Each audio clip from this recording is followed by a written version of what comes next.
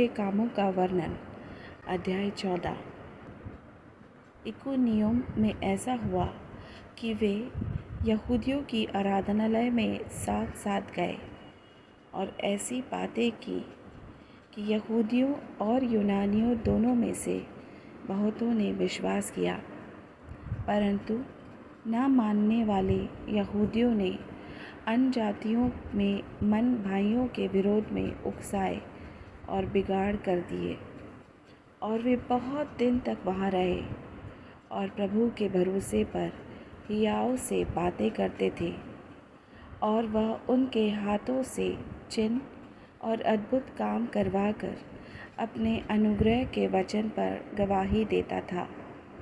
परंतु नगर के लोगों में फूट पड़ गई थी। इससे कितने तो यहूदियों की ओर और कितने प्रेरितों की ओर हो गए, परंतु जब अन्य जाति और यहूदी उनका अपमान और उन्हें पत्थरवा करने के लिए अपने सरदारों समेत उन पर दौड़े, तो वे इन बात को जान गए और लुकाउनिया के लुस्त्रा और दिरबे नगरों में और आसपास के देश में भाग गए और वहाँ सुसमाचार सुनाने लगे। लुस्त्रा में एक मनुष्य बैठा था जो पाँवों का निर्बल था। वह जन्म ही से लंगड़ा था और कभी न चला था। वह पौलुस को बातें करते सुन रहा था और इसने उसकी ओर टकटकी लगाकर देखा कि इसको चंगा हो जाने का विश्वास है, और उसे और ऊंचे शब्द से कहा, अपने पाँवों के बल सीधा खड़ा हो। तब वह उछल कर चलने फिरने लगा। लोगों ने पौलुस का यह काम देखकर लुकाउनिया भाषा में ऊंचे शब्द से कहा, देवता हमारे पास उतर आए हैं। और उन्होंने बरनबास को ज्यूस और पौलुस को हिरमेस कहा, क्योंकि वह बातें करने में मुख्य था। और ज्यूस के उस मंदिर का पुजारी जो उसके नगर के समाने था, बैल और फूलों के हार फाटकों पर लाकर लोगों के साथ बलिदान करना चाहता था। परंतु बरनबास और पौलुस प्रेरितों ने जब सुना तो अपने कपड़े फाड़े और भीड़ में लपक गए और पुकार कर कहने लगे, हे लोगों, तुम क्या करते हो?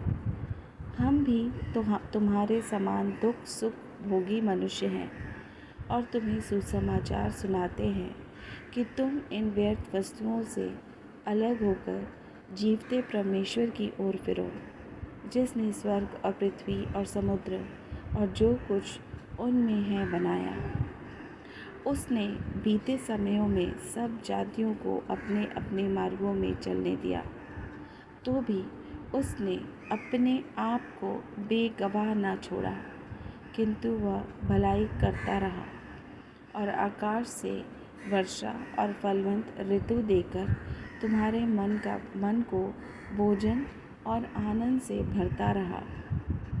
यह कहकर भी उन्होंने लोगों को कठिनता से रोका कि उनके लिए बलिदान न करें, परंतु कितने यहूदियों ने अंताकिया और इकुनियम से आकर लोगों को अपनी ओर कर लिया और पौलुस को पत्थरवा किया और मरा समझकर उसे नगर के बाहर घसीट ले गए।